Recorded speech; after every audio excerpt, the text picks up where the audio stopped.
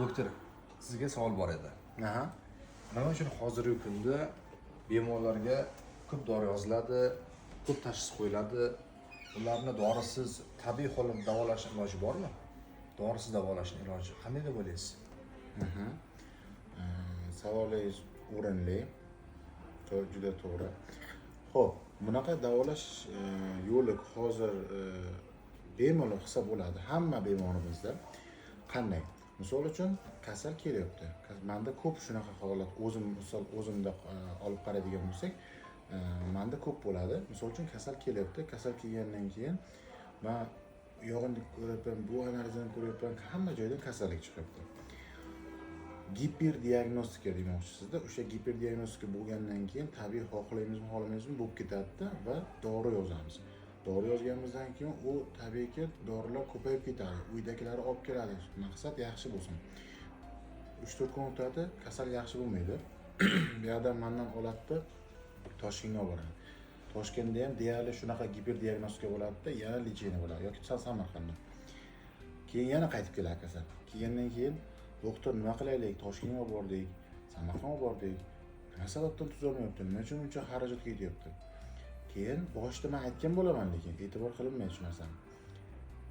Har bitta kasalda tezroq yaxshi bo'lishi uchun Javohirjon ruhiy olami toza bo'lishi kerak, pok bo'lishi kerak. Misol uchun o'sha kasal tagini surishtiradigan bo'lsangiz, anamnezda qaysidir ammasini xolasi bilan yoki tog'asi bilan, kimdir bilan hamsiyasi bilan janjallashib qolgan, gina araz shunaqa bir-biri bilan noma'qul ishlar bo'lgan.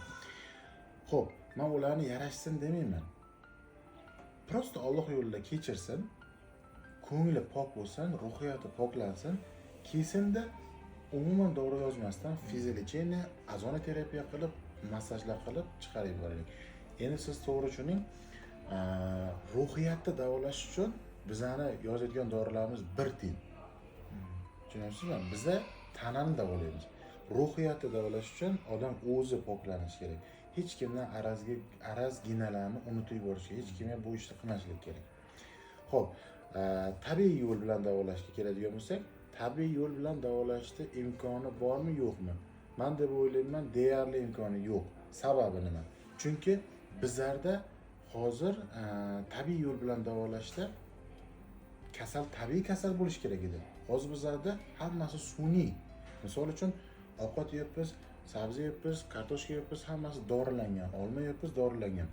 Avval nima edi? Hamma narsa tabiiy edi va tabiiy davolash oson edi. Hozir ximikat bo'lib ketyapti. Mashinada ko'chada yuradi, ko'chada mashinalarda tutunlar chiqadi, u tabiiy emas, to'g'rimi? Vaholanki, u sun'iy. Sintetik, polisintetik mahsulotlar ko'payib ketdi. Demak, bizlar ham o'rni kelganda, kezi kelganda ukol qo'yishimiz kerak. Endi bu degani tabiiylikni yo'qotib yuboramiz degani emas. O'z o'rnida ishlatish kerak. Lekin faqatgina 100% tabiiy davolashni faqat qiyin masala. Chunki butun koinotimiz, butun dunyomiz hozir ko'p ximikatlar, insoniyat ko'payib ketgandan keyin toza havo ham kamayib ketdi-da. Shunday deb o'ylayman. O'sha narsaga olib kelmasligi uchun men fikrim va tavsiyam imkon darajasida hayotingizni faqat tabiiylashtiring. Cola, Fanta, Pepsi, energetik, shunga o'xshash sintetik, polisintetik narsalarni ichmanglar. Organizm o'sha narsani qabul qilishi qiyin bo'ladi, hazm qilishi qiyin bo'ladi. Yana o'sha doktorlarda ayb bo'ladi keyin. Olib bordik, davolanmadi. Negizini qarasak, o'zi qiynaladi. Sog' bo'linglar, yaxshi ko'raman sizlarni.